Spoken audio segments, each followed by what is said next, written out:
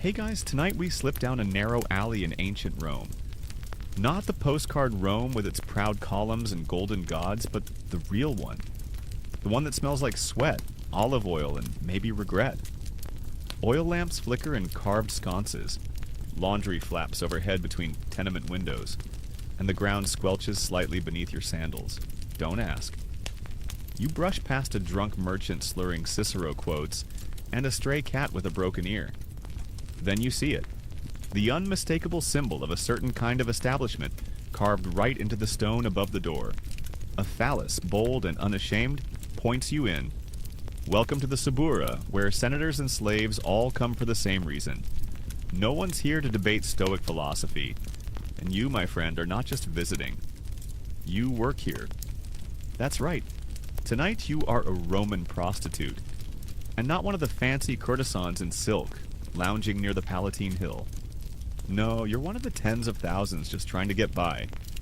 You probably won't survive this decade, so before you get comfortable, take a moment to like the video and subscribe. But only if you genuinely enjoy what I do here. And hey, drop your location and local time in the comments. I love seeing where in the world we're falling asleep together. Now, dim the lights, maybe turn on a fan for that soft background hum, and let's ease into tonight's journey together. Your shift technically started at sundown, but customers rarely respect hours in this part of town. Some nights they bang on the door before you've even lit the lamp. Tonight, you got lucky. A short lull means you can breathe, sit down on your stone bench, and stretch your legs before the next knock. The street is alive. Voices echo from every direction. Bakers shouting, donkeys braying, the hiss of oil frying flatbread on a brazier. Somewhere, a man is playing a flute badly. You can almost smell the mix of incense and fish guts. Here, in the working-class Subura district, sex is as normal as bread and olives. It's transactional, mechanical, routine. And yet, in every glance, every whispered deal, there's a flicker of something deeper. Hunger, loneliness, power. You know the rhythms of this place. Morning is slow. Afternoon picks up with laborers spending their meager wages. Night? That's when the well-dressed ghosts come out. Senators in disguise, soldiers on leave, poets who pay in verse instead of coin. Don't fall for that again. What's strange is how invisible you are. Everyone knows what you do, but no one says it aloud. Roman society talks about sex a lot, but rarely about the people who sell it. Unless, of course, you're caught in a scandal or mentioned in a satirical poem. Then suddenly, everyone's an expert. Still, you're not entirely without identity. You have a name, though it might not be the one you were born with. Many workers here choose stage names, short, catchy, exotic. Something Greek, maybe. Chloris. Lais. Tigris. You picked yours last year, carving it into the wall above your bed so new customers won't forget. The room? Calling it a room is generous. It's more like a closet with ideas. A small oil lamp, a hard mattress stuffed with straw, and a bucket you do not want to kick over. The stone walls are cool, even in the sweltering heat, and you've decorated them with little charms and etchings. A tiny Venus figurine, some faded graffiti. Felix was here, and your lucky sprig of rosemary nailed into the lintel. That rosemary, it's not just for scent. Some say it wards off bad clients. Others say it hides the smell of your last one. Down the alley, the lupanar, that's Latin for wolf den, buzzes with activity. It's a bit more upscale than your place, with painted frescoes of various acts to inspire the guests. Some customers prefer that kind of theatrical setting. Others like your more personal touch. You spot someone approaching, a man in his 30s, decent sandals, cloak, thrown casually over one shoulder. You brace yourself. But he walks past. Just another dreamer heading home with wine on his breath and love poems in his pocket. You exhale. The brake holds. As you sit back, your thoughts drift. You think about your neighbors. There's Syra, who claims she once serviced an emperor. No one believes her, but we let her talk. There's Varro, who works the docks and always has bruises. And then there's an older woman known only as Auntie, who doesn't work anymore but teaches new girls the ropes. She once told you, smile with your mouth, not your eyes. That way the smile lasts longer. You learned a lot from her. Where to stash your coins, which perfume smells like wealth, and how to read a client's mood from the way he knocks. 3 taps, drunk. 2 sharp raps, married and nervous. A loud bang, soldier, possibly with lice. Sometimes you daydream about leaving, maybe becoming a tavern singer, or even sailing to Egypt, where they say the temples still take in dancers and priestesses. But those are just dreams. For now, you're here, on this bench, with that flickering lamp and the soft hush of the city that never fully sleeps. One of the strangest things about your job is how normal it feels. You eat, you bathe when you can. You do laundry in the Tiber. You have favorite snacks. Roasted chickpeas with salt, honeyed dates, boiled eggs dipped in cumin. You gossip about the latest scandal, like that senator's wife caught sneaking into the baths alone. How daring. You even fall in love sometimes. But love is a luxury here. It rarely ends well. Tonight you think of Cassianus. He used to bring you apricots. Said you reminded him of spring. Then his wife found out, and you haven't seen him since. Maybe he's dead. Maybe he's just a coward. Either way, you still have the apricot pit he gave you. It sits in the corner next to your sandals like a fossil of a feeling. A stray dog passes by, nose down, tail wagging. You toss it a crust of old bread and smile when it licks your fingers.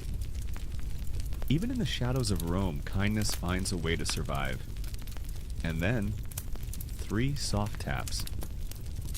Your break is over. You rise, smooth your tunic, check your hair and a shard of polished bronze. And as you move to open the door, you do what you always do before work begins. You whisper a prayer, not to Jupiter, not even to Venus, but to yourself. Because in this city of gods, only you know what it takes to survive one more night. The door creaks open just enough to see him. Mid-30s, maybe 40, with eyes that dart like a mouse at market. He steps inside quickly as though the act of being seen in your doorway might somehow burn his soul. Typical. Married, probably. Or a minor magistrate hoping no one connects his face to this address. You offer the kind of smile Auntie taught you. Pleasant, polite, unreadable.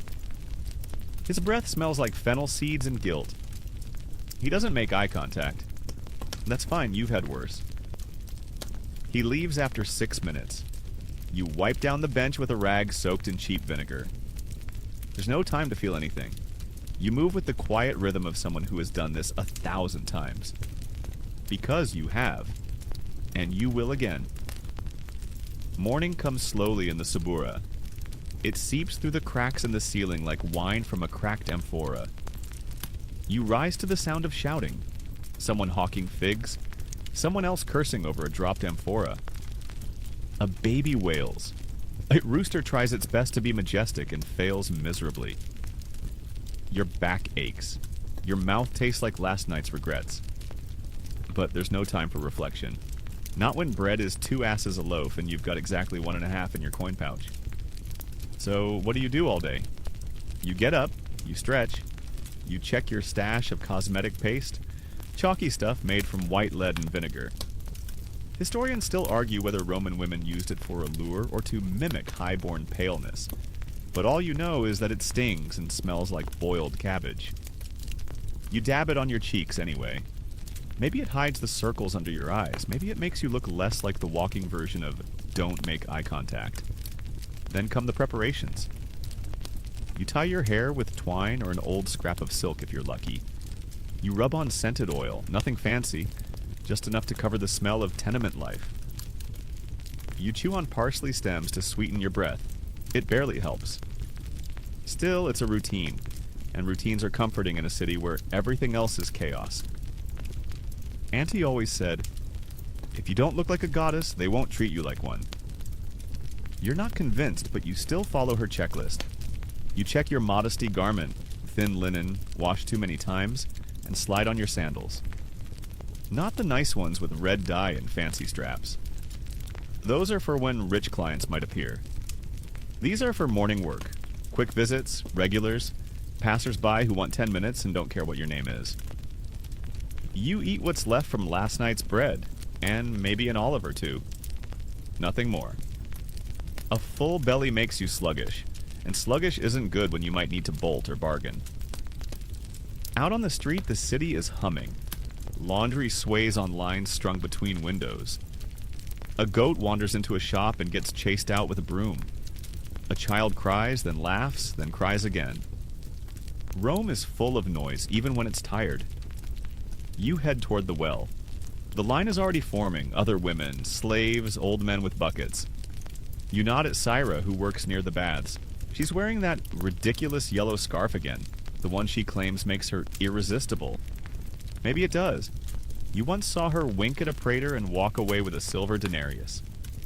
You respect the hustle. At the well, the gossip begins. Who's been arrested? Who got pregnant? Who's missing? You listen, you nod, you offer nothing in return. Information is currency, and you never spend unless you have to. On the way back, you pass a street painter sketching dirty cartoons on the wall. One of them looks suspiciously like you. You don't know whether to feel flattered or furious. You choose to laugh, loudly, sarcastically, and keep walking. Back at your room, you do some quick cleaning. Sweep the floor, change the rag on the bench, set out your little tray of trinkets. A borrowed perfume vial, a worn charm against disease, and a small, dull bronze mirror. Presentation is everything. And then, you wait. Mid-morning brings the steady hum of low-tier customers. Delivery boys, day laborers, young soldiers flush with their first wages. They come and go with the regularity of temple bells. Some are kind, some aren't. Some talk too much, others don't speak at all. You keep track in your head, how many visits, how much coin, how long until you can buy that new pair of sandals with the gilded buckles. The ones you saw in the market last week, the ones that screamed, "I've made it," even though they cost more than you earn in 3 days. Every once in a while, you get a break. A regular client might bring food, figs, dried meat, even a bit of cheese if you're lucky. You never ask, but you always accept. In this line of work, you learn to say thank you without letting it sound like a promise. And then there are the odd jobs. A bit of light mending for the tailor 2 doors down, helping a local scribe spell certain words in Greek. Once, you even posed for a mosaic, though the final product made your nose look like a broken turnip. Still, it paid enough to cover laundry soap and half a jar of pickled onions. By midday, the sun is high and the alley bakes like an oven. You close your door and lie down for a moment. Not to sleep, but to rest. To let your body settle, to let your mind drift, to pretend for a moment that you're somewhere else. Maybe on a beach in Sicilia, or in a garden outside Alexandria, or even just in a house with more than one room and fewer than 10 regrets. But the day never pauses for long. A knock pulls you back. 2 raps, sharp, nervous, married, definitely. You adjust your tunic, open the door, and step into the dance once again. Not every moment is bleak. Sometimes clients surprise you. There was a baker once, hands covered in flour, voice soft as honey, who asked if you liked poetry. He recited lines from Ovid and gave you a loaf shaped like a dolphin. You kept the crust for a week before it went moldy. And there was the young man who cried afterward. Just sat on the bench, head in his hands, whispering the name of someone who clearly wasn't you. You didn't charge him the full rate. He left you a silver ring. You still wear it when you need luck. These tiny human moments, they're rare, but they matter. They remind you that beneath the roles, the masks, the sweat, and sarcasm, there are still hearts trying to beat with some rhythm of dignity. Still, you know better than to cling. Rome doesn't allow softness to survive. You can be smart, or you can be sentimental. Rarely both. And softness doesn't pay rent. As the sun begins to sink and the light turns gold on the stone walls, you check your pouch again. 8 asses, a single denarius, and 1 chipped perfume bead. Not bad for a Tuesday. You light the oil lamp. You straighten the bed. You prepare once more. Because night is coming, and that's when the real business begins. You know it's evening when the voices outside change. No more children shouting or vendors hawking dates. Now it's the slow, smooth murmur of silk against skin, of sandals on cobblestones, of men pretending they're not here. Dusk in Rome is a cloak. It hides shame, desire, and coin purses full of denarii. It's also when the real competition begins. You light your second oil lamp, this one with a hint of myrrh in the wick. It gives your cramped space a faintly exotic scent. Part spice, part something vaguely holy. Or so you hope. The point is to suggest mystery. You're not just a woman in a room, you're an experience. You check your tools. There's your rouge, a sticky red paste made from crushed mulberries. You smear it lightly across your lips and cheeks. The stuff smells sweet, but it attracts flies like gossip attracts senators. You also have a small tin of powdered antimony, which you trace along your eyelids for that shadowed, smoky look. Cleopatra style, or as close as you can get without an empire. Your tunic? Swapped out. The simple linen of daytime is gone. Now it's gauzy, slightly sheer, dyed with faded saffron. It once belonged to a retired dancer who claimed she could charm a snake with her hips. You had it taken in. Not because it fits better now, but because tighter means wealthier in this part of town. A bracelet of glass beads goes on your wrist. A drop of wine behind your ears. And most important of all, your charm. It's a small bronze figurine, worn from years of being clutched in sweaty palms. A woman, probably Venus, holding a mirror in one hand and a knife in the other. Auntie gave it to you with a wink. Love and protection in one package. She wasn't wrong. There's danger here. Always. But your biggest weapon? Presentation. You don't have the marble baths of the noblewomen or the silken robes of the courtesans. But you know how to build a moment. You lean in close when you talk. You laugh just a second too long. You trace the rim of a cup with one finger when someone's watching. These are your tools, and you wield them like a seasoned gladiator. But tools don't just mean makeup and gestures. There's practical stuff, too. Condoms? Ha, Rome doesn't have latex. But some women use sheep bladders. Others rely on sponges soaked in vinegar. Your personal method? A rag dipped in pine resin. Not pleasant, but it helps. Sort of. Historians still argue whether these early birth control attempts actually worked or just made women feel like they had some control in a world where they rarely did. You also keep a small pouch of wool soaked in honey. Not for clients. For you, a comfort thing. Something to hold between your palms when your hands are shaking. You tell yourself it smells like safety. There's your wax tablet too. Not for poetry. You use it to keep notes. Who paid, who owes, who you never want to see again, even if Jupiter himself demands it. Discrete symbols, nothing obvious. You don't want a nosy client decoding your shorthand and realizing he's the one marked with a snake. And then there's the graffiti. Your own tiny advertisement carved into the wall just outside your door. It reads, Chloris, sweet wine, soft hands. 2 asses. You wrote it yourself with a rusty nail. Not your best calligraphy, but legible enough. The price is low, yes, but that's to lure them in. Everything else, negotiable. Some women carry small tokens to hand out, like a business card, but Roman style. Clay or lead tags, stamped with their name and maybe a specialty.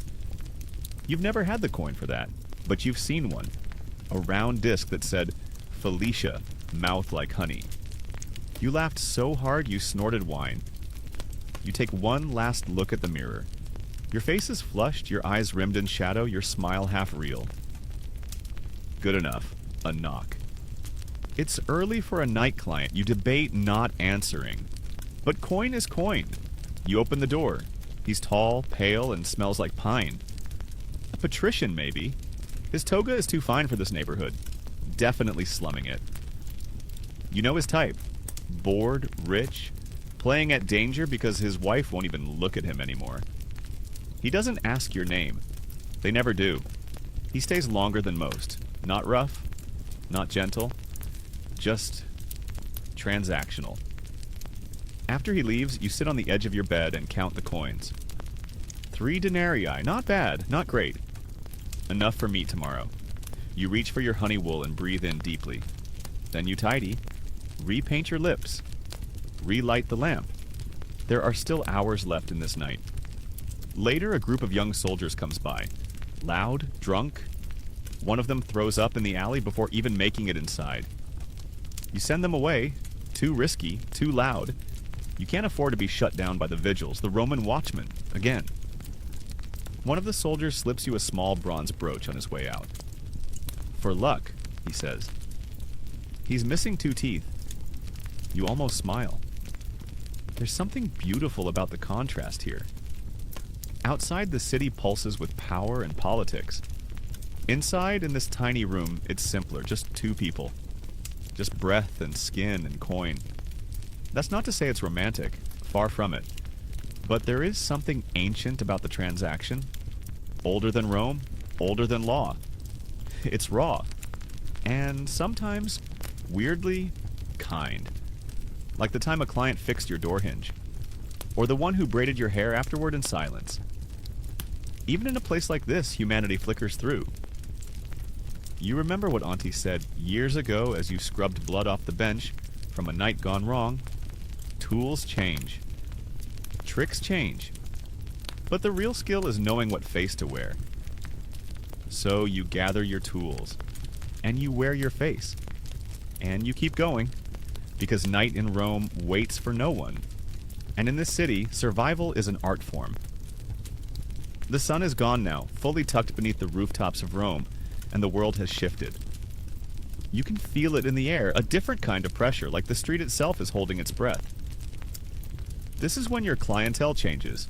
The morning boys and nervous husbands are gone. Now come the interesting ones. Tonight's first is already in line. You hear his voice before you see him, booming, full of bravado, probably 3 cups of wine deep. You open the door just enough to spot him. Wide shoulders, sun-weathered skin, the swagger of someone used to barking orders, a centurion by the look of him, or pretending to be one. He leans on the doorway like it owes him something. You don't blink. You've seen worse. You've smelled worse. Evening, Chloris, he grins. Still the softest hands in the suburra?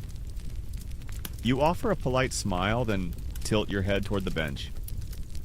Business is business. It's a short visit. He tips with a bit of dried beef and a joke about Athenians being better in bed. You don't laugh. Not because it isn't funny, but because your stomach is already growling at the sight of real protein. The beef goes into your stash. Tomorrow's breakfast, if you're lucky. After he leaves, you wipe down the bench again, twice. Soldiers are rough, even the ones who think they're gentle. And then comes a different knock. Slower, measured. A light double tap, followed by silence. You know that rhythm. It's Cassianus. Yes, that Cassianus, the married merchant with a face too handsome for his own good, and fingers that smell like cinnamon bark. He hasn't been around in a while, not since his wife reportedly caught him reciting Sappho in his sleep. He walks in like the air belongs to him. Doesn't even glance at the walls, just sits on the edge of the bed like it's his. Still lighting that awful myrrh lamp? He teases, voice like warm wine. You shrug. It covers the smell of regret. He laughs. And for a moment, so do you. Cassianus is different. He always brings something. Dried figs, leftover pastries, a bad poem. Tonight it's a small linen pouch. Inside is a tiny tin of imported coal, dark as volcanic ash. For your eyes, he says, like Cleopatra. You know she's dead, right? You reply. Only officially. You let him stay longer than you should. Not for the coin, though he pays, always, but for the calm. The quiet way he traces the lines in your palm like they're maps to a better city. You almost forget that, come morning, he'll go back to his respectable house with his respectable wife, and act like you never happened. Almost. When he finally leaves, the room feels colder. You sit on the edge of the bed and think about what people don't realize. They don't realize that you see everyone, the cracks in their voices, the bruises they hide, the panic behind their polished words. You've seen senators cry and slaves laugh. You've seen arrogance melt under a soft touch and shame explode in fury. You, more than anyone, know that people are walking contradictions. Take your next client, a wealthy Greek physician. Educated, cultured, perfumed to the teeth. And yet he likes to be called donkey in Latin and told he's worthless. Go figure. There's the baker from across the street who always asks to wash your feet. He never wants more. Just kneels quietly, pours warm water from a clay jug, and hums to himself like it's a prayer. You've stopped questioning it. And then there are the slaves, sent by their masters, coins pressed into trembling hands, forced to endure even though they clearly don't want to be there. Those are the hardest nights. You do what you can, you speak gently, you finish quickly, you slip half the coin back when no one's looking. Because despite what people think, this work isn't about desire. It's about power. Who has it? Who pretends to? And who quietly reclaims it behind a locked door? Sometimes you win small, like when a nobleman leaves weeping and calls you a witch, or when a soldier writes your name on a temple wall, not as an insult, but a tribute. Sometimes it feels like losing, like when a client bruises your arm and says it's your fault for being too still, or when another leaves without paying and you know going after him would get you beaten, or worse. But most of the time, it just is. Like breathing, like eating, like pretending you don't notice the way your hands shake when you're alone. Your room tells your story. On the wall, graffiti scrawled by past clients. Chloris laughs like Venus. Best in the block. Don't bring figs, she hates them. You've left them there, a weird kind of resume. There's the crack in the ceiling shaped like a dolphin. You stare at it when you're too tired to move. There's the worn patch on the floor where you kneel to light the lamp. The nail where you hang your tunic. The small jar of ointment from Auntie made of garlic and pig fat, supposed to keep infections away. Historians debate whether it worked. You don't. You use it religiously. Some nights you cry. Not loudly. Just enough to water the corner of your straw-stuffed pillow. Other nights you laugh. Really laugh. Because a client tried to seduce you with a knock-knock joke or asked if his new hair tonic made him look more Greek. And sometimes you dream. You dream of a day when you won't have to bargain with your body. Of a tiny house with an herb garden. Of clean sheets and slow mornings and someone who brings you apricots just because. You don't believe in fairy tales, but dreams? You allow yourself that. The oil lamp flickers. Outside, the Subura pulses with life. Laughter, footsteps, the distant clang of a dropped amphora. Inside, you pull the curtain shut and settle into your corner, the perfume of coal still clinging to your fingers. Tomorrow will be the same. But for now, for a few short hours, you are alone. And that is a victory. Morning again, like clockwork. Except this time, the sun hits harder. It's summer in Rome, and the heat doesn't politely knock. It barges in, kicks your legs off the bed, and fills every crevice of your tiny room with the smell of hot stone and sweat-soaked linen. You sit up slowly, neck stiff, tongue dry. The lamp's gone out, the air's thick, and you can already hear someone bartering for water outside. Probably the same man who tried to pay you in onions last week. You said no, by the way. You're desperate, not insultable. As you splash water on your face, 2 fingers at a time to save it, you think about your plan for the day, that is, how to survive it. You've made enough to cover food, maybe even a visit to the public baths if things go well. But today, you're thinking about something more ambitious. Raising your rate. You laugh, not out loud, just a little sarcastic twitch of the mouth. You've tried this before. It usually goes like this. You scribble a new price into the wall graffiti, wait confidently for a better class of client to appear, and end up lowering it again by sundown because 2 gladiators bargained you down with a chicken and half a gourd. Still, maybe today. You step outside to air the room and are greeted by Rome in full swing. Heat rising from the cobbles, a child screaming about a stolen fig, and a merchant yelling that his fish is as fresh as Neptune's bathwater. It isn't. You walk down the street, quickly, head high. Not because you're proud, but because if you don't walk like you own the place, someone's going to grab your backside and say they thought you were inviting it. Spoiler alert, you weren't. You duck into a shady spot near the fountain to rest. That's when Syra joins you. She's chewing on a plum, bright yellow juice dripping down her fingers. Her tunic's hiked up like she's daring the gods to say something about it. Guess who had a senator's son last night? She purrs. Did he cry afterward? You ask. Worse. He quoted Virgil, mid-thrust. You both cackle until your ribs hurt. Moments like this are rare, but precious. Your coworkers, your sisters in arms, are the only ones who understand what this job actually cost. Not just physically, but emotionally, mentally. The daily performance, the constant calculations, the tightrope walk between power and vulnerability. Back at your room, you tidy again. It's part ritual, part necessity. A crooked painting gets re-straightened. You air out the linens with a shake that sends dust motes dancing through the sunbeam. You even pause to sharpen the stylus you use for your wax tablet. You've had your eye on a new message to scratch into the graffiti. Chloris. Better than your wife. Cheaper than your divorce. Too far? Maybe, but it would stand out. Then someone knocks. Not a client. Not yet. It's Basso, the young messenger boy from the bakery. He's holding a note. And bread. The note is from one of your regulars, a junior scribe named Livius. Sweet, awkward, way too into astrology. The message is scribbled hastily. 2 broke this week. Will come next Saturday. Left you bread. Hope you don't hate me. You don't. Livius always brings something extra. Last time it was a copper hairpin with a tiny crescent moon etched into it. He told you, dead serious, it's for lunar alignment. You wore it anyway. You bite into the bread, it's hard as brick, but it's food, and it tastes like kindness. Which brings you to the topic no one likes to discuss. Payment. How much does a Roman prostitute actually charge? It depends.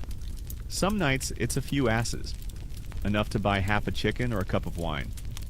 Other nights, if the client's drunk, distracted, or trying to impress someone imaginary, you might score a denarius. That's big money. A day's wage for a laborer.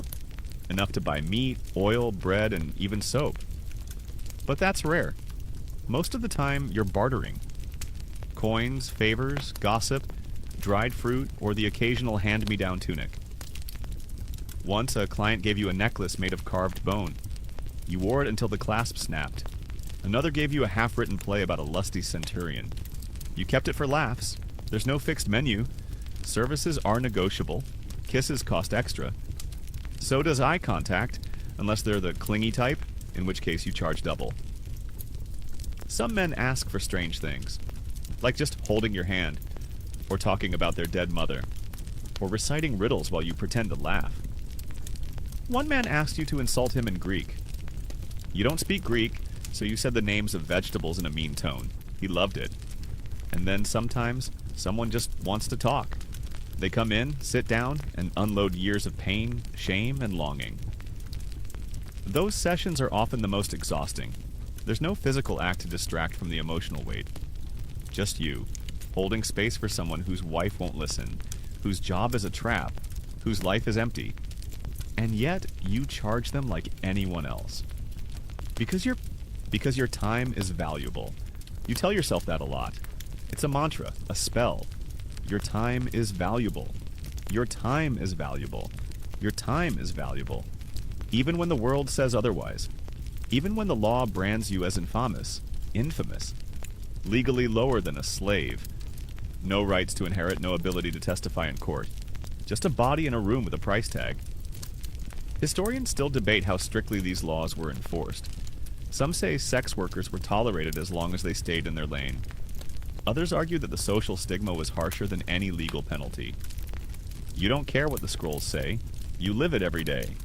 And yet, here you are, alive, working, laughing with Kyra, eating bread from Livius, planning a new graffiti slogan. They don't get to write your story. You do. So today, you scratch it into the wall. Not the divorce joke. Just this. Chloris, still standing. And for a brief, flickering moment, that's enough. It's late afternoon now, and the shadows stretch long across the cobblestones, like lazy cats draped across the city. The heat begins to loosen its grip, and you step out into the alley to catch the first hint of breeze. You can feel it in your skin, the subtle shift that signals another round of business is on the horizon.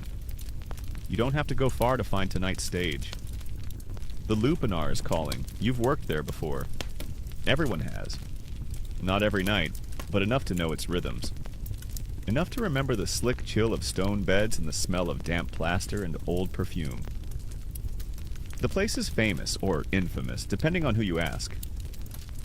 In Pompeii, it was the jewel of Roman vice, and people still talk about it centuries later.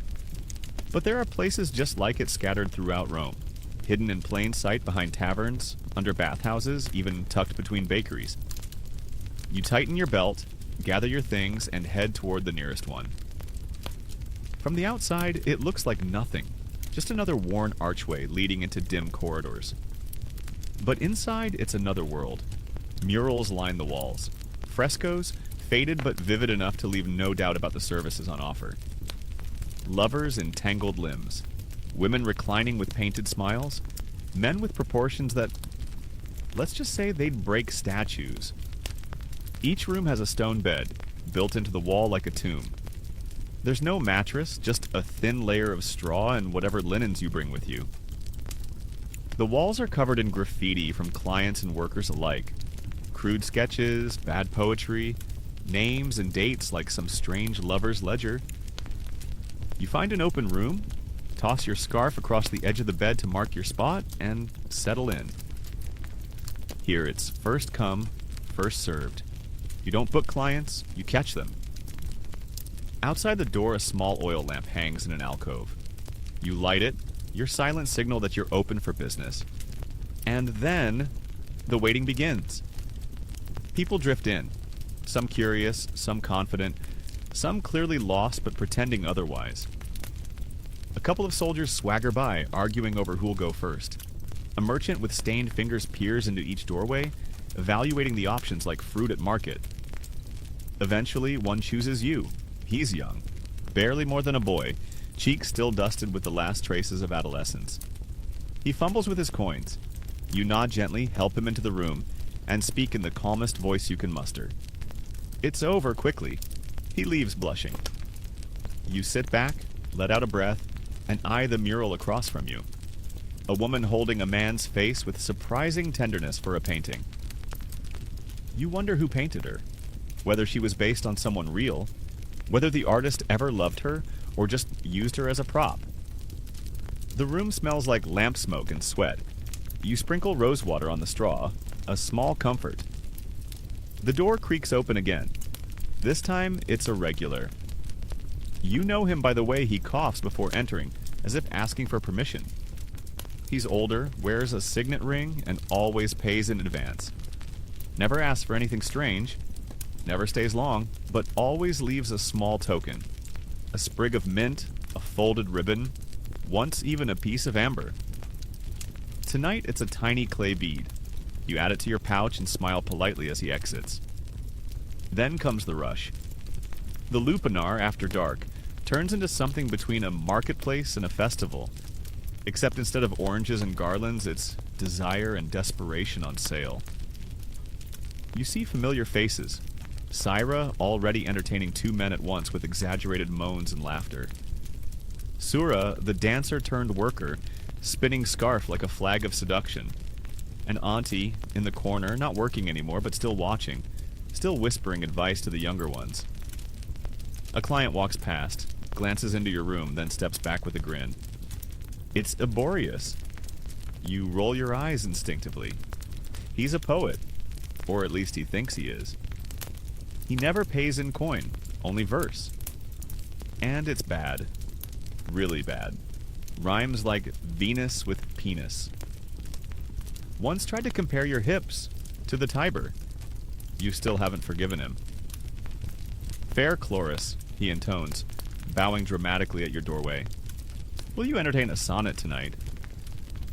I'd rather entertain the plague, you reply, not unkindly. He laughs and moves on. Still, some part of you is flattered. Maybe it's nice to be immortalized in terrible poetry, even if it's only recited to drunk dock workers. Later, there's a commotion. A client tries to leave without paying. You hear shouting, scuffling, and the unmistakable sound of someone hitting the floor. 2 workers drag him back in, remove his belt, and negotiate a new fee.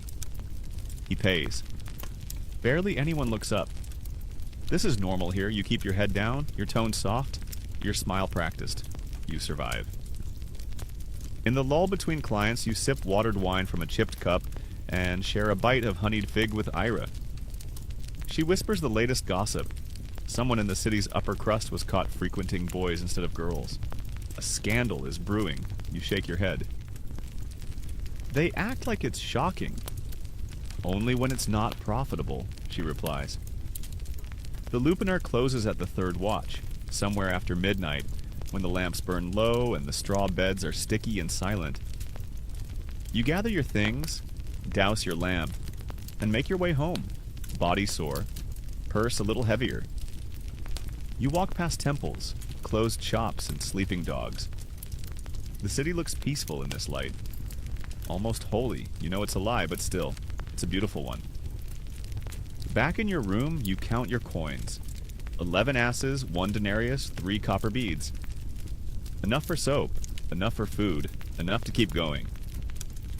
You hide the money in your secret spot, beneath the loose stone in the floor.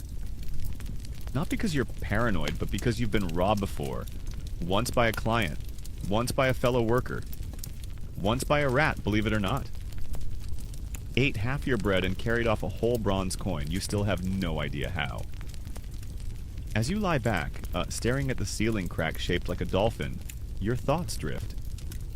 How many people pass through the Lupinar tonight? Dozens? Hundreds? And how many of them will pretend it never happened in the morning? That's the irony of your work. Everyone wants you at night. No one sees you by day. But you see them. You see it all. The next morning, the world wakes with a cough. Literally. Someone outside your window, probably the spice vendor with the chronic garlic hangover, is hacking like he swallowed a bee. You groan and roll over, pulling the sheet over your head, but it's no use. Rome doesn't care if you slept 2 hours. Rome never waits. You sit up slowly, limbs aching, joints creaking like an old tavern stool. A whiff of stale perfume and burnt oil hits your nose. Last night's scent, still lingering in the air like an uninvited guest. Your throat's dry, your eyes sting. Your purse is heavier, yes, but your soul feels 2 ounces lighter. You glance at the wall. There's your scratch graffiti. Chloris still standing. You smirk. Damn right you are. Today you have a different kind of business to deal with. Not a client, a magistrate. Well, technically he's not your problem yet, but rumors are swirling like flies around a fig cart. The city wants to clean up the Sabura. Too many complaints, too many scandals, too much pleasure being had in a city built on conquest and contracts. You've been through this before. Rome likes its pleasure, but only when it's quiet, discreet, taxed. Ah, yes, the taxes. That's where the law slithers in. See, under Emperor Caligula, who had more bedroom stories than a furniture catalog, Rome introduced an actual tax on sex work. He wanted the state to profit off vice. According to gossip, he even tried to set up a state-run brothel. You don't know if that part's true, but you do know your coin pouch feels a little lighter every time tax season comes around. You're supposed to register with the authorities. Declare your status as a meretrix, the Roman legal term for a sex worker. If you're lucky, they give you a little bronze plaque or stamp to show you're official. If you're unlucky, they brand you on your arm, your back, your forehead. Some say it was voluntary branding. Historians still argue whether women chose it for protection or were forced into it as a mark of shame. Either way, you've seen it. A girl named Lupa down the block had the word Lupa burned into her shoulder. You asked her once if it hurt. She said, "Not as much as being invisible." That's the other side of the law. You're both protected and condemned. Registered workers can't be assaulted without punishment, in theory. But you're also banned from marrying Roman citizens, from inheriting land, from most public privileges. Infames, that's what they call you. Literally, without reputation. You're lower on the social ladder than a thief or a gladiator. You can't testify in court. You can't serve in the temples, and no matter how much money you save, you'll never escape that label. Still, you pay the tax, because not paying means prison, or worse. Some women get clever. They pretend to be dancers or musicians or fortune tellers. Anything to dodge the label. You knew one girl, Hestia, who pretended to be a midwife. Got caught because she kept fainting at the sight of blood. You wonder sometimes if there's any job a woman can do in Rome without being accused of something. Well, maybe priestess, but even they have rules. You remember your neighbor, an older woman named Fausta, who used to be a Vestal virgin. Sacred, untouchable. Sworn to 30 years of celibacy in exchange for prestige and political immunity. She lasted 25 years before getting caught with a scribe behind the temple. They buried her alive. So much for holiness. You think about all these things as you walk to the market. The streets are buzzing, full of vendors and slaves and arguing couples. A senator rides by in a litter, eyes straight ahead like he doesn't see the woman with her breast out nursing a child, or the beggar missing 3 fingers. Rome has rules. But Rome also has blind spots. You trade your coins for essentials, barley, soap, salted olives. You pass on the figs, still bitter about that one client who promised poetry and brought nothing but sticky fruit. At a stall near the baths, you spot something strange. A carved ivory amulet, shaped like a winged phallus. You blink. Yes, it's real. Romans believed in fascinum, phallic charms used to ward off evil. They're everywhere once you know to look. Hanging from necks, painted on walls, even dangling from children's necklaces. Because apparently nothing says divine protection like airborne genitals. You buy a small one, bronze, a little chipped. You tell yourself it's for safety, but secretly it makes you laugh. Back in your room, you hang it near your doorway, right above the old sprig of rosemary. Venus above, rosemary below. Now your room smells like a very flirty salad. The evening creeps in again, and as you light your lamp, you wonder if the magistrate will show tonight. He's been circling your street for days, not as a client, at least not openly, but with that tight-lipped expression and a wax tablet clutched in his hand like a sword. Sure enough, there's a knock. Not a client's knock, no rhythm, no breath behind it. Just 2 sharp taps like the law itself has shown up wearing sandals. You open the door, it's him. Thin, pale, balding. A toga that's seen better days. He sniffs like he disapproves of your curtain color. "I'm conducting a census," he says without meeting your eye. Names, rates, methods. You nod slowly, offering him a stool, not out of politeness, but strategy. If he sits, he talks longer. If he talks longer, he gets distracted. And distraction is power. As he scribbles into his tablet, you answer his questions with half-truths and full confidence. Yes, you're registered. No, you've never had a complaint. Of course you pay your taxes. Would you like a fig? He declines. Figures. He asks your specialty. You lean in and whisper, "Making bureaucrats uncomfortable." He flushes and quickly packs up. When he's gone, you collapse in a quiet heap of laughter. Syra hears it from across the way and joins in. "You going to be in the Acta Diurna tomorrow?" she teases. "Only if they print his blushes in red ink." For now, the crisis is averted, but the reminder lingers. You're not just running a business. You're navigating a minefield of laws, stigma, taxes, and expectations. You light another lamp, repaint your lips, check your bronze amulet. Let the magistrates come. You've survived worse. Some afternoons move like honey. Slow, sticky, with a faint hint of something rotting underneath. This is one of those. You sit cross-legged on the cool stone floor of your room, picking olive pits from a cracked plate and watching the dust swirl lazily in a shaft of sun. Your body aches in places you stopped naming long ago, and your mind is too tired for worry. You're in that liminal Roman hour, too late for errands, too early for business. A pocket of time where the city hums but doesn't yet growl.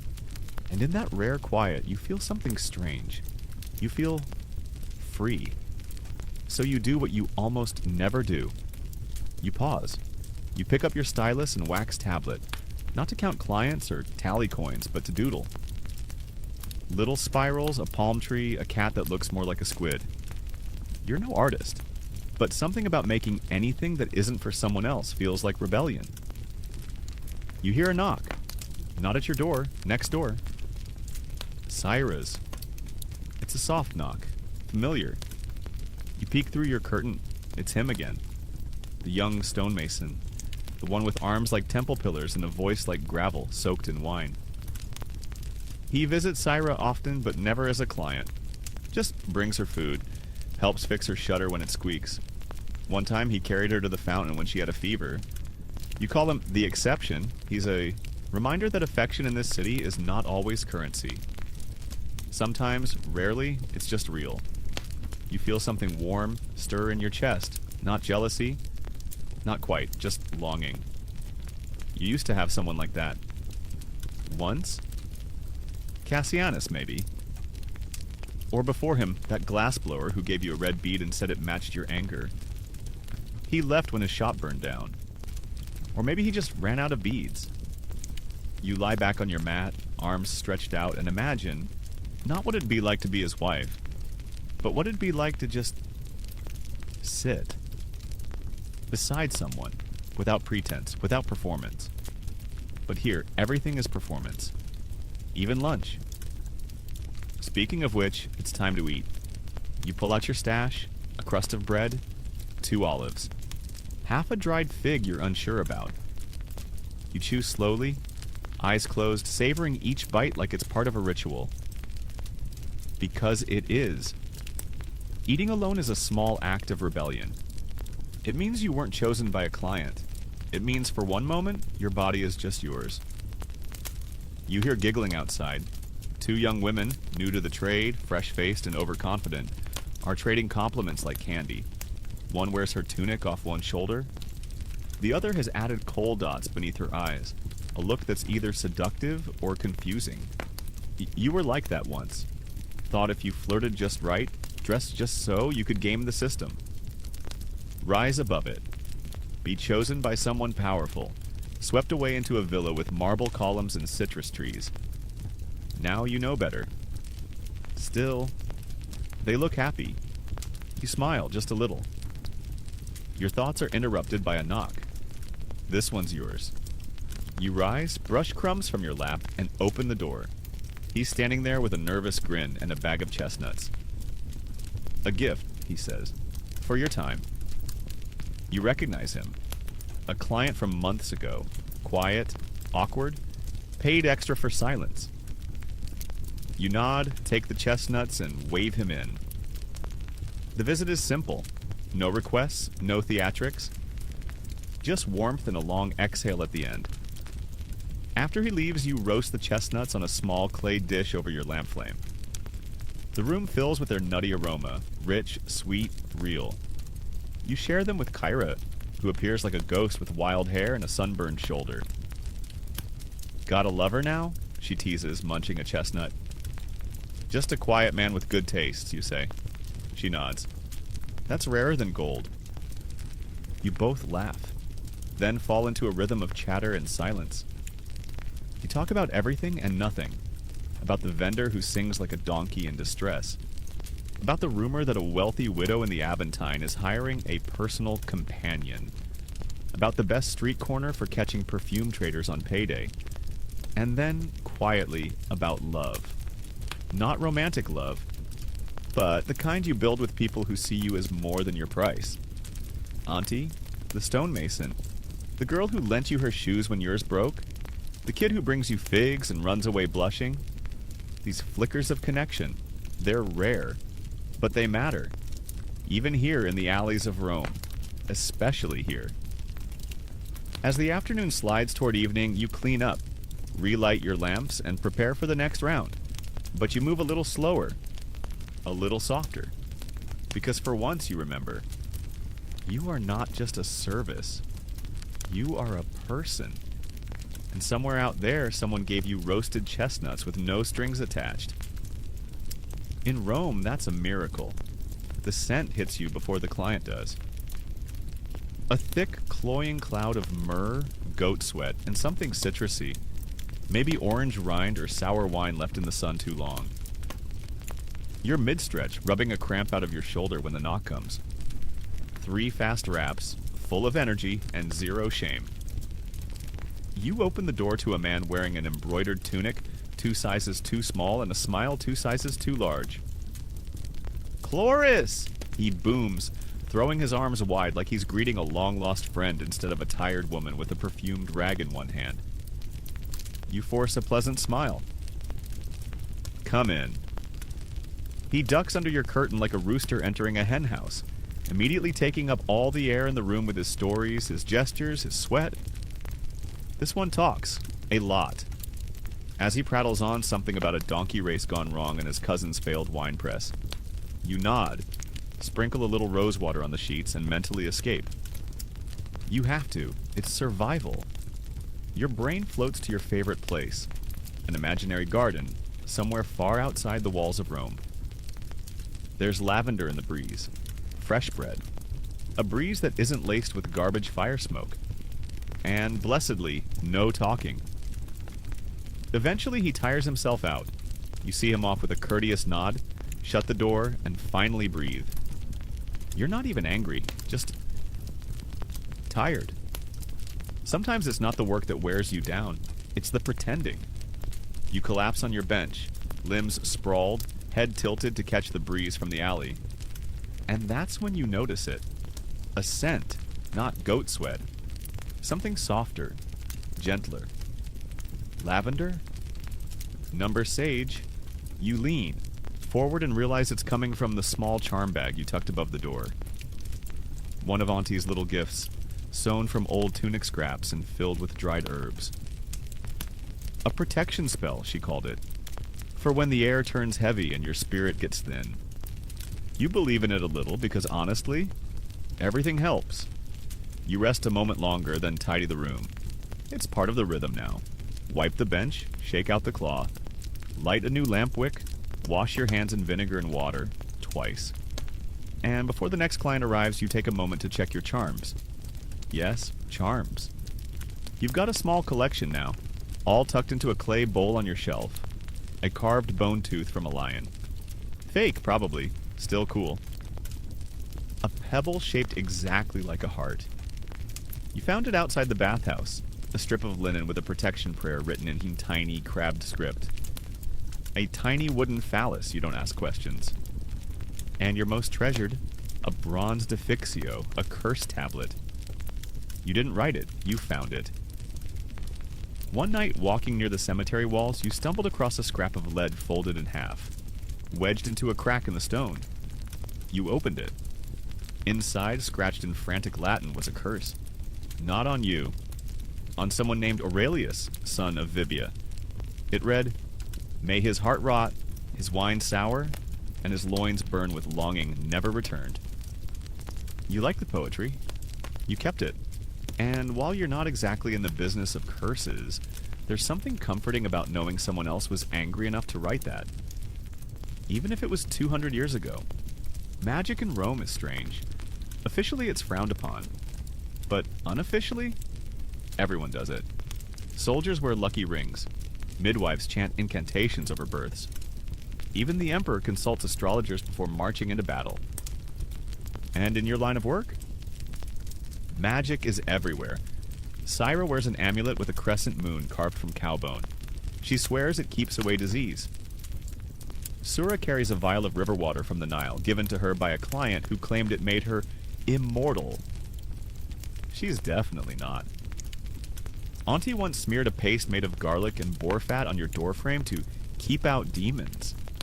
It kept out clients for 2 days. Still, you didn't wash it off right away. Some girls light incense, others burn hair clippings. One even tried reading palms until she told a client he'd die early, and he actually did. Now she only reads fig leaves. You don't judge, because in this life, hope matters, even if it smells like goat fat and ash. Later that evening, a client asks if you'll read his fortune. You blink. With what? He shrugs. Your eyes? You roll them. That'll cost extra. He laughs. Pays anyway. You light a candle, pull out a small dish, and drop in 3 chicken bones left from lunch. You make up a story about triangles of fate and the curve of Mars. He leaves convinced he'll marry a foreign princess by spring.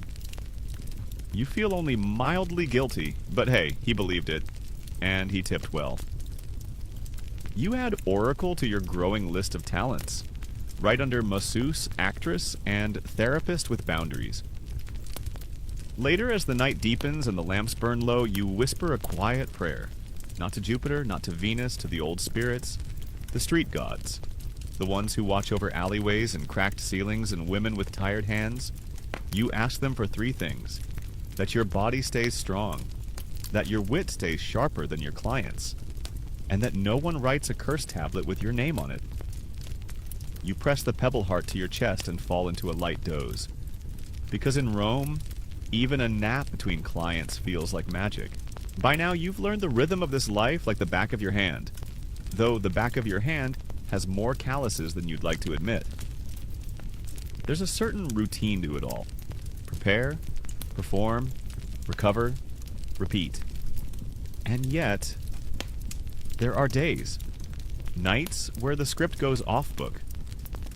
Today is one of those. It starts with shouting. Not the usual street din, but a sharp guttural yell followed by a heavy thud.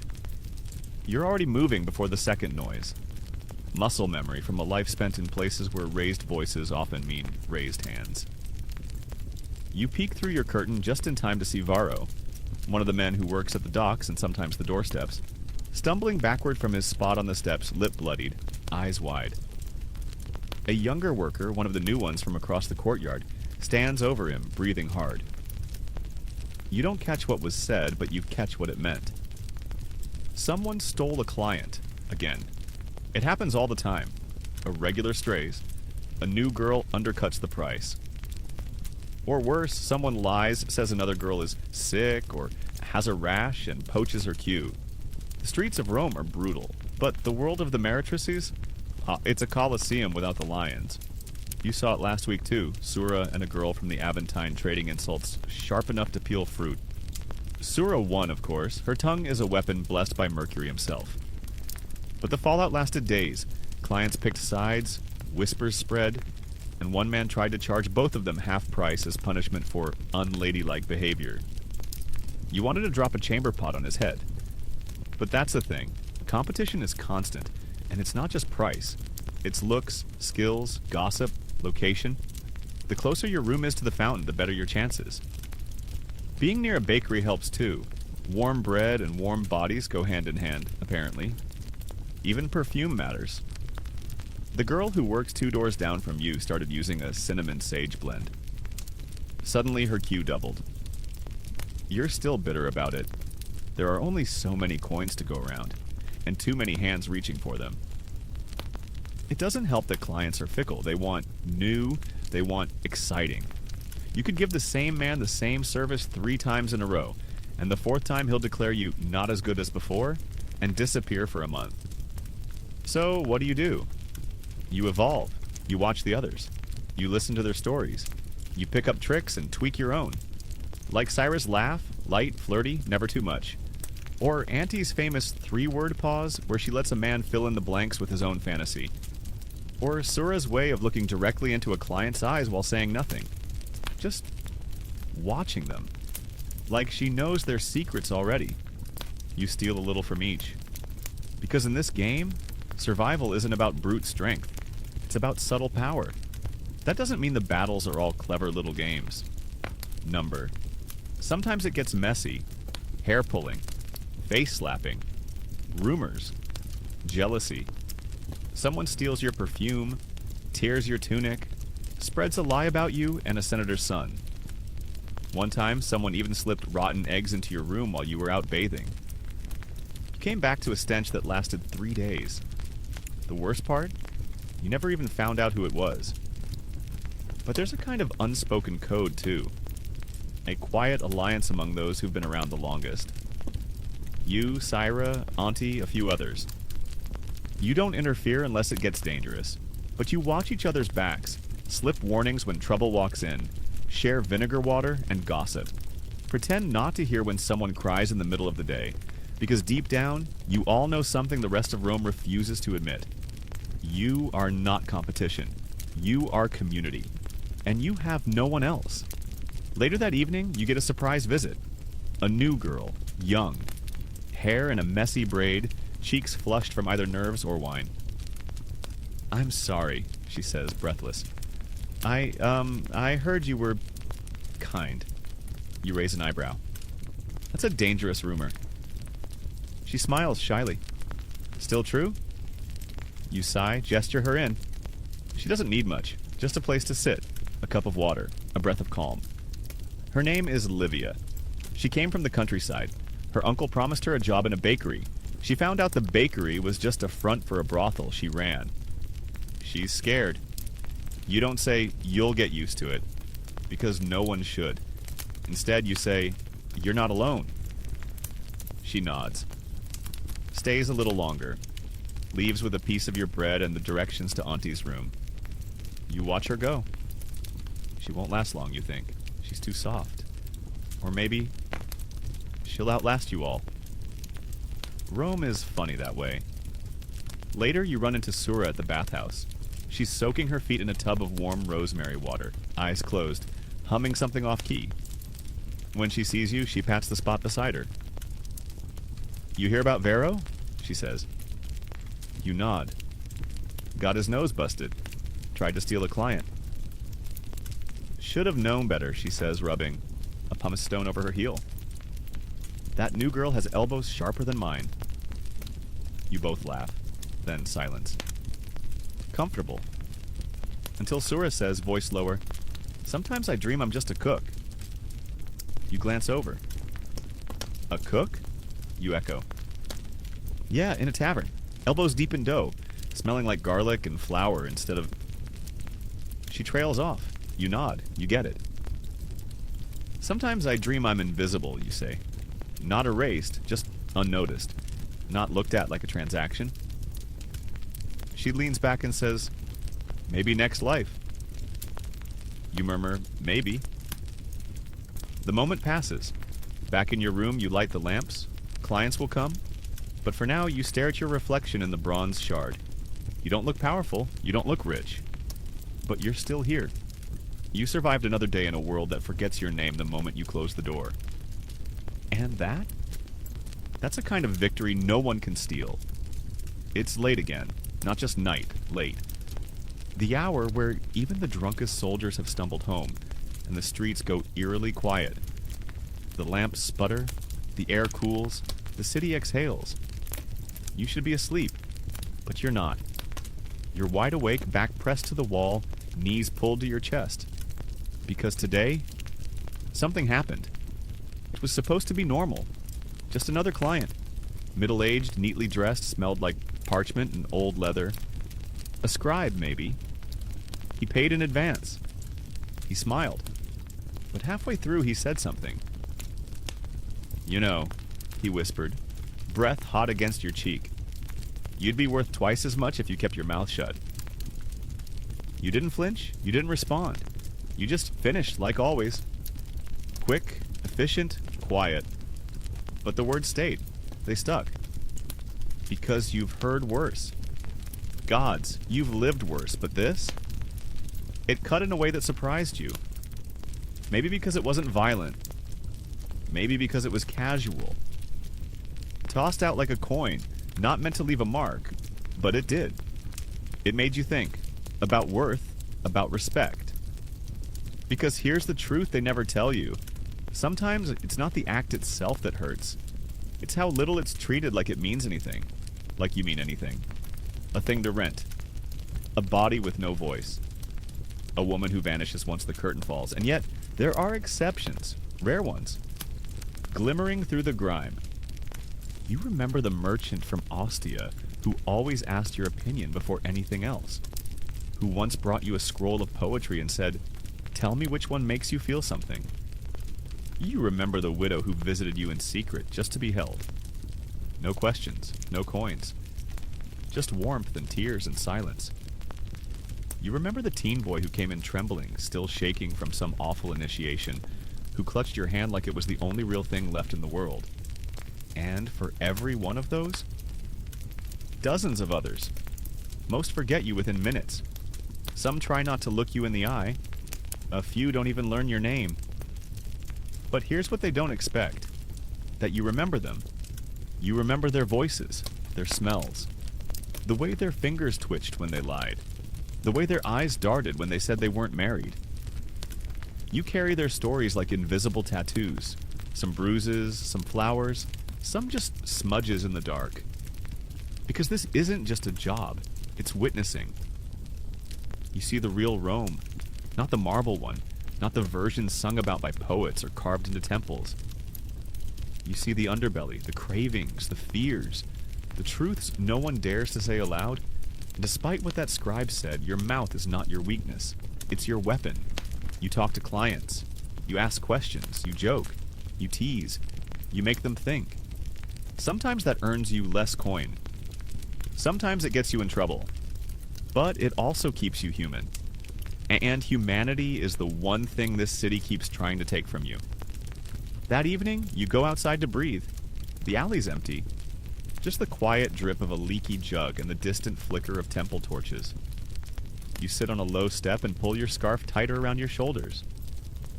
Syra joins you after a while, wordless, handing you a fig. She doesn't ask. She knows the signs. "You ever think we're ghosts?" you whisper. She tilts her head. "We slip through doors. We listen. We disappear. No one sees us unless they need something." She pops the fig into her mouth and chews slowly. "If we're ghosts," she says, "we're the kind that bite back." You laugh. It surprises you. Maybe that's the point. You head back inside, brush your hair, light the last of your oil, and lie on your bench. But instead of sleeping, you pull out your wax tablet. You start a list. Things that make me real. The scar on my knee from slipping at the baths. The way my left eyebrow lifts when someone lies. The fig Syra gave me. The poem I wrote at 13. The smell of mint when I miss home. My voice. You stare at the list until the wax shines silver in the low light. Then, on impulse, you scratch something beneath it. I'm not for sale. I'm for survival.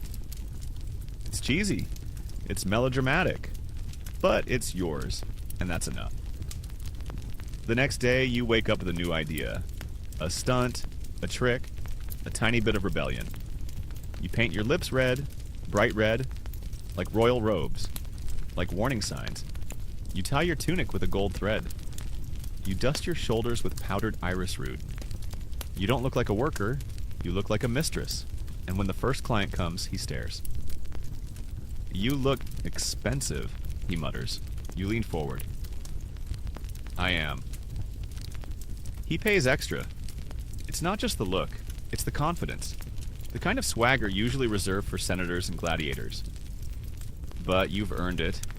Every scratch on your door, every curse whispered in secret, every scar beneath your tunic says so. That afternoon you pass by your own graffiti. You stop. It still says, "Chloris still standing." You smile. Then with your stylus you add, "Still speaking." Let them try to silence you. You've got curses, charms, lipstick, and a memory sharper than any dagger. Rome isn't ready, but you are. You never really think about the people around your job until you have to. Sure, your work happens behind closed curtains, but the city doesn't run without middlemen. Or middlewomen. Or, in many cases, middle somethings who blur the lines between landlord, employer, and threat. Today, you're dealing with one. His name is Silvanus. He calls himself a manager, but everyone knows the truth. He's a pimp. Doesn't wear a badge, doesn't wave a flag. He just exists like mildew or taxes. You didn't start with him.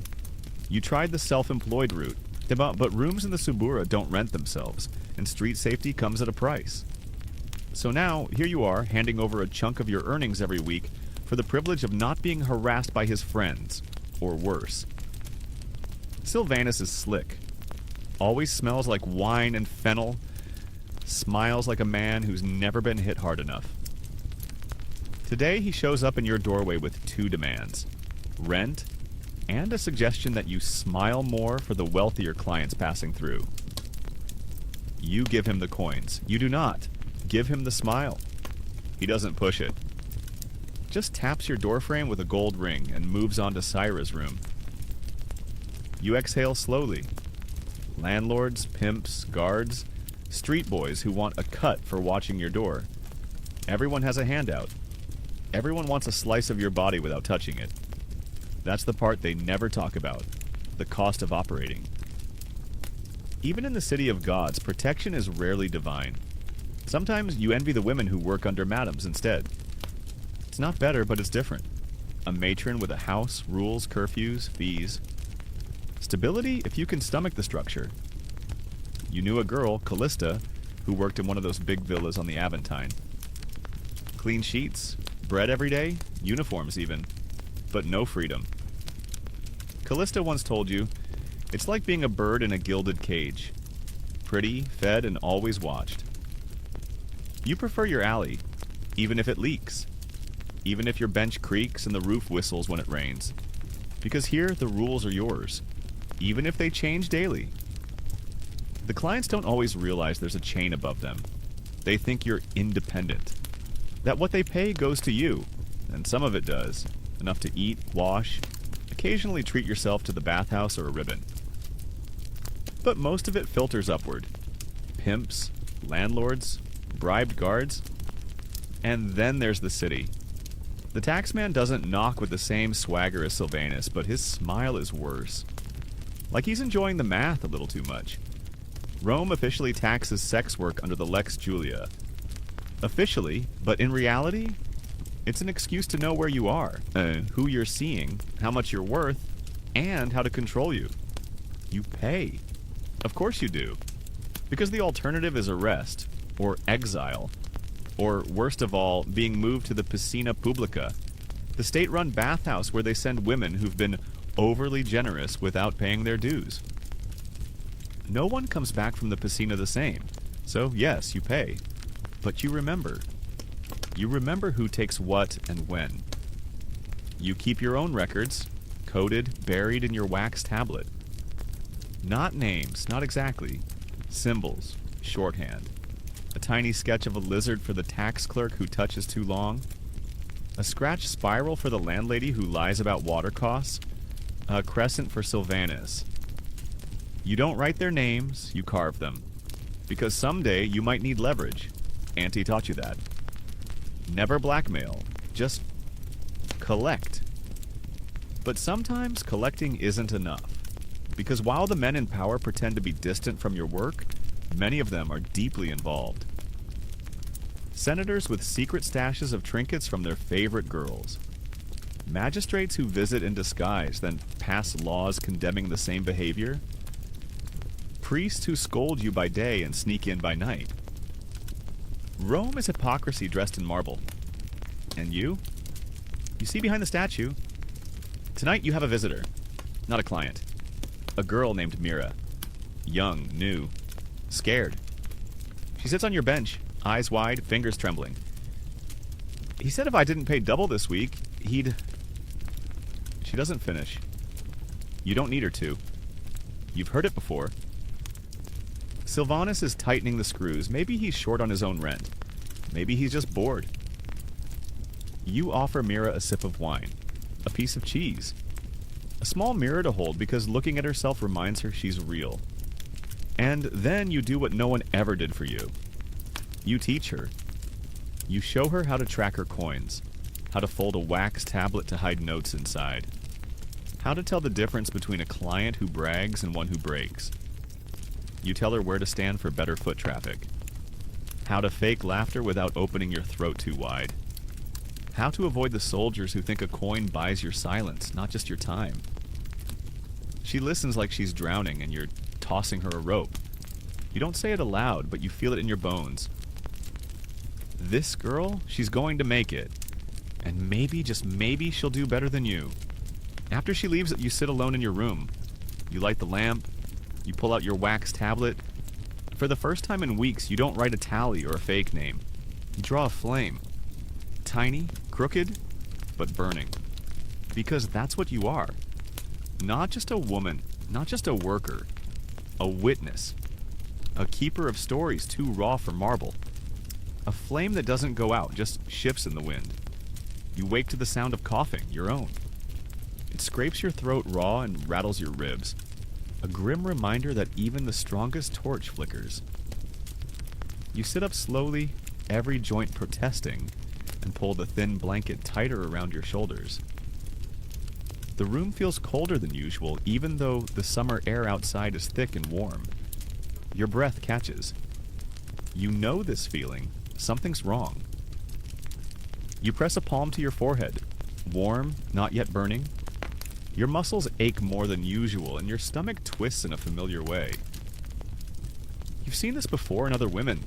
Sometimes they call it the work's revenge. Sometimes it's just bad food. Sometimes it's something worse. You reach for your jar of ointment. Garlic paste and honey, mixed with pig fat and sage. Auntie's recipe. You smear a bit under your nose and on your wrists. The scent is pungent, like a cursed stew, but it makes you feel protected, even if the protection is imaginary. That's the thing about Roman medicine. It's half hope, half hazard. There's no real doctor for women like you. Not unless you count the traveling herbalist with the missing toe, who once sold you a cure made of camel urine and crushed beetles. You didn't buy it. Syra did. She swore it worked. For 3 hours. Then she vomited for 2 days. Most of the time, you rely on superstition. You chew licorice root for your throat. You burn rosemary. You tie a red thread around your left ankle to confuse the spirits. Auntie once gave you a charm shaped like a frog and told you to sleep with it under your pillow. You still do. Because, truthfully, fear is the most persistent companion of this job. Not the fear of men. Not exactly, that becomes predictable. But the fear of sickness, of losing your body, the one thing Rome lets you use to survive. Because here, illness doesn't come with sympathy. It comes with silence. Clients vanish. Pimps ignore you. Landlords stop answering knocks. You become invisible in a way that's far worse than before. Syra once lost her voice for a week. Her smile remained, but her words were gone. And suddenly, so were her clients. You shared your food with her until she recovered, both of you pretending not to notice the bruises blooming under her tunic. Rome doesn't pause for the unwell. You swallow another cough, rise to your feet, and reach for your clay cup. The water's stale, but it soothes your throat. You soak a strip of linen in it, press it to your neck, and breathe. You can't afford to be sick. Not now. You move slower today. Every motion a quiet rebellion against the ache. You wash your bedding in vinegar. You rinse your mouth with wine. You chew on mint leaves until your teeth feel numb. You light a stick of incense you've been saving for emergencies. Not for clients, but for yourself. The scent fills the room. Warm, smoky, clean. For a moment, it feels like a temple. A temple with cracked walls and straw on the floor, but a temple nonetheless. Later, Syra knocks. She takes one look at your face and frowns. You look like Jupiter kissed you with a plague, she says gently, holding out a clay bowl. Inside is soup, thin broth, floating lentils, a slice of carrot. I traded a favor with the baker's wife, she shrugs. You don't ask what kind of favor. You just take the bowl and sip slowly, each mouthful anchoring you a little more in your body. You need a break, she says, sitting beside you. I need money. You'll need nothing if you die. You shoot her a look. She raises an eyebrow. Not trying to be poetic, just true. And she's right. But in this world, rest is a luxury. So you bargain with yourself. One night off, you promise. Just enough to clear your chest and still the ringing in your ears. You post a note outside your curtain. Chloris is unavailable. Come back tomorrow, or never. Up to you. It's a small act, but bold. Clients will knock anyway. Some will grumble, some will offer extra. You won't open the door. That evening, you curl up under your blanket, fingers clutching your frog charm, and whisper a prayer.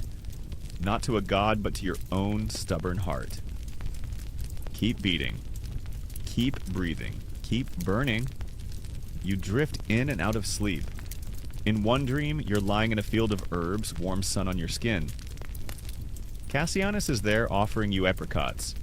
You laugh, and for once, it doesn't sound forced. In another, you're on a boat sailing down the Tiber. Hair loose in the wind, no curtain, no lamp, no room to clean. Just water and sky. You wake coughing, but calmer. The fever hasn't worsened.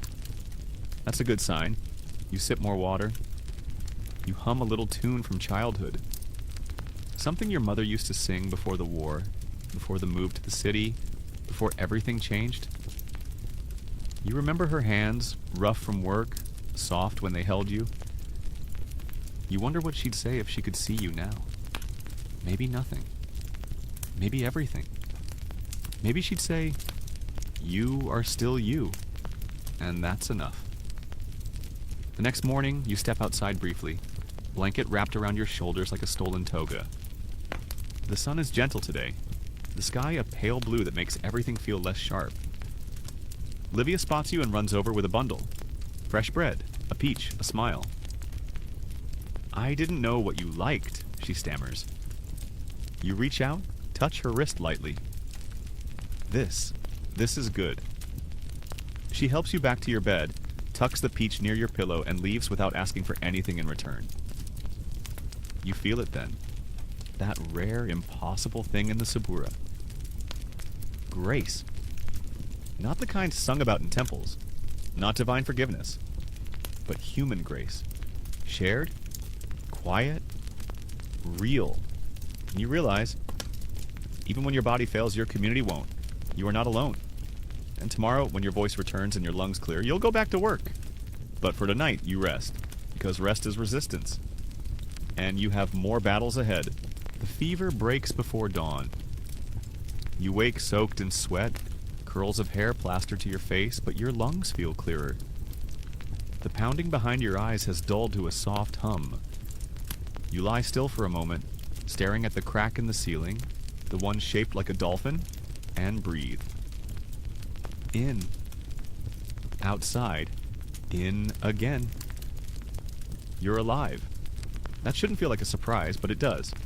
And in Rome, where breath is borrowed and time is taxed, surviving the night feels like victory. You rise slowly, peel off your damp tunic, and wash your body with vinegar and cold water, your teeth chattering the whole time. The chill stings, but it wakes something up in you. You scrub harder. Not just dirt, not just sweat, but the layer of invisible weight that's been pressing on your chest all week. Grief. Exhaustion.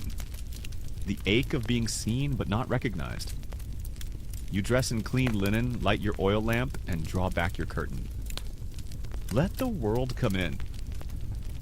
And it does. Your first visitor isn't a client, but Auntie. She doesn't knock. She never knocks.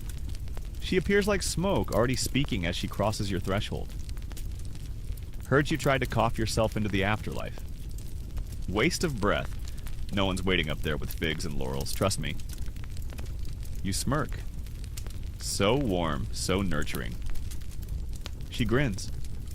Drops a bundle at your feet. Dried herbs, a sliver of soap, and a small roll of bandage. What's the bandage for? In case you get hit with honesty. She sits, groaning as her knees crack, and begins combing your hair with her fingers. It's something she's done for years, not often, but always when you need grounding. When you feel more ghost than girl. She hums while she works. You don't talk about the job, or the fever, or Sylvanus. Instead, she tells you about a baker's daughter who tried to ride a mule backwards to impress a suitor. About a boy who fell in love with his reflection in the well. About a noblewoman who snuck into the Sabura just to listen to the street musicians, and left with a missing shoe and a tattoo she couldn't explain to her husband. You laugh, and the laughter feels real. After she leaves, you sit alone for a while, brushing your fingers over the herbs she left. There's lavender, sage, bay leaves, all symbols, all spells. None of them guaranteed, but all offered with love. And in a place like this, intent is the truest magic. By midday, you feel stronger. You fix your room, lay out clean linens, refill your perfume vial, dab a bit of powdered lead on your cheeks. Not too much. Just enough to catch the right kind of attention. And then you wait. Your first client arrives just past the 3rd hour. He's quiet, polite, brings a pomegranate and doesn't ask questions. You welcome him in, offer a warm look, and perform the dance you've perfected. Graceful, detached, gently attentive. After he leaves, you clean everything. Then you light a second lamp. The hours blur again, but not unpleasantly. You fall into the rhythm. Knock, open, smile, entertain, clean, repeat. But somewhere in the middle of it all, something shifts. You notice the moments between the transactions, the small glances, the breath before a name is spoken, the half-formed sentence before a client decides whether he wants conversation or silence. One man, older, reeking of wine and old regrets, asks if you remember him. You do. You remember everyone. But you shake your head. He smiles softly. Good. Means I didn't leave a mark. He leaves a silver coin more than required. You don't call him back. Another client asks for your real name. You lie, of course. Say Claudia, like you always do when men get poetic. But in your head, your real name echoes, just once. Just enough to remind you who you are beneath the role. And then there's the boy, barely of age. Skin like milk, hands trembling. He asks if you can pretend to love him. You don't respond. You just sit beside him, take his hand, and let him talk. He says he's afraid of dying, that his father expects him to marry soon, that he dreams of being a mosaic artist, but his hands shake too much. You tell him the truth. Everyone's pretending here. He stays longer than most. When he leaves, he places a single coin on the bench and says, "For listening." You nod, because that's all there is to do. After nightfall, you take a walk, just a short one, past the lupanar, past the tavern where Sura's voice is echoing in song, past the bakery with its warm stone walls and sleeping dogs curled by the coals. You walk with no purpose except movement, and as you move, you think about everything you've survived, the bruises, the betrayals, the plagues, the silences, the long nights when your hands wouldn't stop shaking, the mornings where you wanted to stay under the sheet forever and let Rome go on without you. But you didn't. You rose, you lit your lamp, you lived, even when no one saw it, especially then. And that quiet persistence, is worth more than any denarius dropped in your palm. You return to your room. There's a note waiting for you under the door. No name. Just a line scratched into old parchment. You don't know it, but you saved me. You stare at it for a long time. Then you tuck it into your wax tablet. Not as proof, not as pride, but as reminder. That what you do here matters. That in a city built on stone and spectacle, the soft things survive too. You settle onto your bench. Pull the blanket up to your chin. listen to the wind whistling through the broken tiles, and for the first time in a long while, you sleep deeply. The sun rises gold over Rome, slipping between cracked roof tiles and bouncing off dusty mosaic floors. You wake with the light already on your face, warm and kind for once, like even the sky's in on some quiet secret. Your body doesn't ache this morning. You stretch slowly, savoring the moment. It's rare, this feeling of not dreading the day ahead. No lingering fever, no bruises, no soul-deep weariness clinging to your ribs. Just breathe. Just sunlight. Just you. You reach for your bronze mirror and look. Your reflection stares back. Older than when you started, sharper than you once were, but still you. Still here. You smile at your own eyes. They've seen too much, but they haven't turned cold. That feels like a kind of miracle. Outside, the street is already buzzing. A cart creaks by with a load of amphora. Children scream at each other over stolen fruit. Someone's playing a flute badly again. Rome lives in noise, but you've learned to find silence within it. You step outside and stretch, arms high, feet bare on sun-warmed stone. Livia calls from across the alley, waving a crust of bread in the air. You wave back. She survived the night. So did you. You feel that connection again, that invisible thread running through every woman in this place. The ones who came before, the ones beside you, the ones yet to arrive. You all carry each other in whispered warnings, in borrowed tunics, in shared soup and stolen laughter. Later that day, a wealthy woman passes through the Sabura. You can tell she's slumming it by the way she lifts her skirt to avoid dust, like filth that's contagious through fabric. She stops in front of your curtain. You don't recognize her, but she stares too long to be passing through. Are you Chloris? You blink. Yes. She steps closer, eyes narrowing. My husband mentioned your name. Ah, that kind of visit. You brace yourself. But then she surprises you. I just wanted to see what was so special. You meet her gaze. Don't flinch. Don't smile. Nothing, you say calmly. Nothing you don't have already. She watches you for another moment, then nods, turns, and leaves. You stand there stunned, not by her words, but by yours. Nothing you don't have already. It felt true, and cruel, and kind, all at once. Because the truth is, you never claim to be extraordinary. You're just real. And sometimes that's enough to unsettle people. That night, you light your lamps. Fresh oil, clean wick, a little dusting of powdered rose petals in the corner. Not for clients, for you. Auntie visits and drops off a carved charm of a cat. For independence, she says. And because you hiss at people now. You laugh so hard your stomach hurts. Your first client arrives just after dusk. He's young, too young. You send him away. The second is a regular. Quiet, always brings a piece of fruit. Never speaks unless you start the conversation. You let him in, not for the coin, for the balance, the familiarity. The third never knocks. Just walks past your door, glances in, and leaves. Not your problem. Later, you share figs with Kyra and talk about escape plans. I want to sail to Gaul, she says, mouth full. You frown. You hate boats. She shrugs. I also hate Rome, but here we are. You tell her your fantasy. Yeah, a tiny apothecary near the baths. Dried herbs, poultices, incense. Not glamorous, but safe. Quiet. She grins. You'd make a good witch. You nudge her with your foot. I am a witch. She howls with laughter. The last knock of the night is soft, polite, hesitant. You open the door. Cassianus, of course. He looks tired, older, but he smiles when he sees you.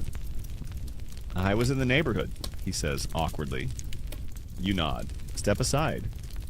No money exchanges hands tonight. You just talk. He tells you his wife moved to Baiae, that he dreams of becoming a winemaker, that he still carries that apricot pit in his pocket.